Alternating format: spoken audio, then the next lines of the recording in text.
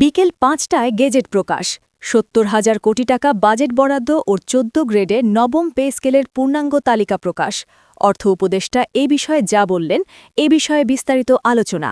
প্রিয় সরকারি চাকরিজীবী ভাই ও বোনেরা, আজকের সকালের আপডেট নিউজে আপনাদের স্বাগতম। যারা আমাদের চ্যানেলে নতুন তারা এখনই চ্যানেলটি সাবস্ক্রাইব করুন। আর হ্যাঁ, অবশ্যই কমেন্ট করে জানাবেন আপনারা কে কোন জেলা থেকে আমাদের ভিডিওটি দেখছেন। তবে চলুন কথা না বাড়িয়ে আজকের সর্বশেষ সংবাদটি জেনে নিন। আজ বিকেলে সরকারি চাকুরিজীবীদের জন্য নবম পে স্কেল কার্যকরের এক ঐতিহাসিক ও চূড়ান্ত সিদ্ধান্ত আসতে যাচ্ছে, যা দেশের লাখো সরকারি কর্মচারীর দীর্ঘদিনের অপেক্ষার অবসান ঘটাবে। পে কমিশনের চেয়ারম্যান ও অর্থ উপদেষ্টার মধ্যে অনুষ্ঠিত দীর্ঘ ও গুরুত্বপূর্ণ বৈঠকের পর এই সিদ্ধান্ত গৃহীত হয়েছে। অবশেষে আজ বিকেল ৫টায় সরকারি চাকুরিজীবীদের জন্য বহু কাঙ্ক্ষিত নবম পে স্কেলের গেজেট জারি করা হবে বলে নিশ্চিত করেছে সংশ্লিষ্ট সূত্র।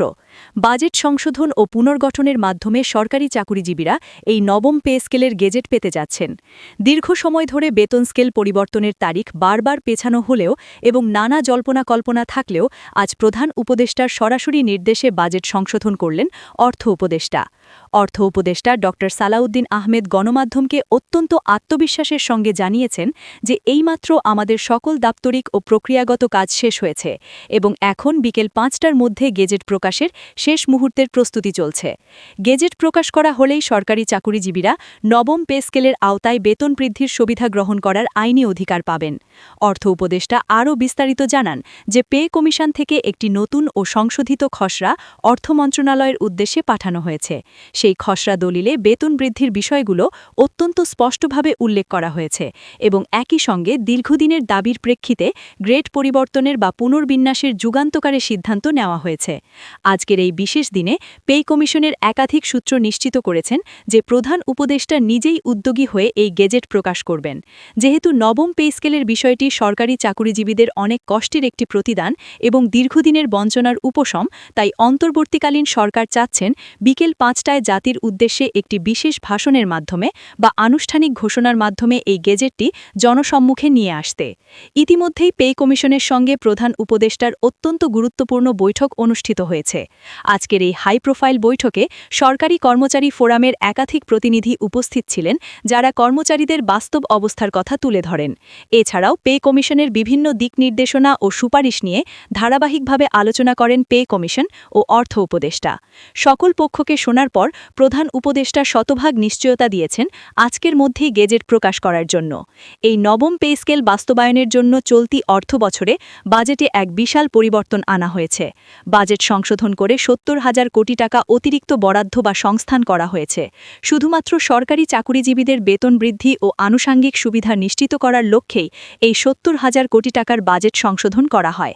কর্তৃপক্ষের মতে বড় ধরনের আর্থিক ঘাটতি পুষিয়ে নেওয়ার লক্ষ্যে এবং সরকারি চাকুরিজীবীদের জীবনমান উন্নয়নে প্রতি বছর সরকারকে এখন থেকে ব্যয় করতে হবে প্রায় ৭০,০০০ কোটি টাকার অধিক পরিমাণ অর্থ। যদিও বাংলাদেশের বর্তমান অর্থনীতির পরিস্থিতির উপর বিবেচনা করে এত বিশাল অঙ্কের অর্থ ব্যয় করা এবং এটি বাস্তবায়ন করা অত্যন্ত কঠিন ও চ্যালেঞ্জিং একটি কাজ, তবে অন্তর্বর্তীকালীন সরকার যেহেতু কর্মচারীদের কথা দিয়েছেন ও প্রতিশ্রুতিবদ্ধ, তাই বাজেট সংশোধন করার মাধ্যমেই বেতন বৃদ্ধির এই নতুন রূপরেখা তৈরি করা হলো। দীর্ঘদিন ধরে এই বিষয়টি নিয়ে সরকারের অন্দরমহলে এক ধরনের টানাপড়েন ও দ্বিধা থাকলেও অবশেষে আজ প্রধান উপদেষ্টার দৃঢ় মন্তব্যের পর সকল জট খুলে গেল। প্রধান উপদেষ্টা তার বক্তব্যে বলেন, আমরা পে কমিশন ও অর্থ মন্ত্রণালয়ের সঙ্গে একাধিকবার আলোচনা করেছি এবং প্রতিটি খুঁটিনাটি বিষয় পর্যালোচনা করেছি। সেখানে আমাদের সকল দিক নির্দেশনা দেওয়া রয়েছে যাতে কোনো আইনি জটিলতা না থাকে। এছাড়াও পে কমিশনের চেয়ারম্যান সাবেক অর্থ সচিব জাকির আহমেদ খানকে যেভাবে কাজের দায়িত্ব দেওয়া হয়েছিল, তিনি সকল কাজ সেই পদ্ধতি অনুসরণ করে অত্যন্ত নিষ্ঠার সঙ্গে সম্পন্ন করেছেন, যার ফলে আজ নির্ধারিত সময়ের মধ্যে গেজেট প্রকাশ করা সম্ভব হচ্ছে। প্রধান উপদেষ্টা আরও উল্লেখ করেন, যেহেতু আমরা দীর্ঘ প্রায় ১ বছর ধরে মহার্ঘ ভাতাসহ সরকারি চাকুরিজীবীদের নবম পে স্কেলের আওতায় বেতন বৃদ্ধির সিদ্ধান্তগুলো নিয়ে কাজ করে যাচ্ছি, তাই আর সময় বিলম্ব না করে আজকের মধ্যেই এটি সম্পূর্ণ করা প্রয়োজন। সূত্র মতে আজ যদি গেজেট প্রকাশ করা হয় তাহলে আগামী ২০২৬ সালের জানুয়ারি মাস থেকে সরকারি চাকুরিজীবীরা চাকুরিজীবীরা নবম পে স্কেলের আওতায় সকল ধরনের সুযোগ সুবিধা পেতে শুরু করবেন। যেহেতু কর্মচারী মহলের একাধিক সদস্য আজকের বৈঠকে উপস্থিত ছিলেন এবং তাদের মতামত জানানো হয়েছে, তাই তাদের মতামতের ওপর নির্ভর করেই আজকের এই ডেডলাইন প্রকাশ করা হয়। এই ডেডলাইন অনুযায়ী সরকারি চাকুরিজীবীরা বেতন বৃদ্ধির সকল ধরনের সুযোগ সুবিধা পাবেন 2026 সালের প্রথম মাস থেকে। আজকের এই জরুরি সিদ্ধান্ত সরকারি চাকুরিজীবীদের পরবর্তী জীবনমান উন্নয়নে এবং প্রশাসনিক গতিশীলতা ফিরিয়ে আনতে ব্যাপক আলোড়ন সৃষ্টি করবে বলে মন্তব্য করেন বিশিষ্ট অর্থনীতিবিদরা।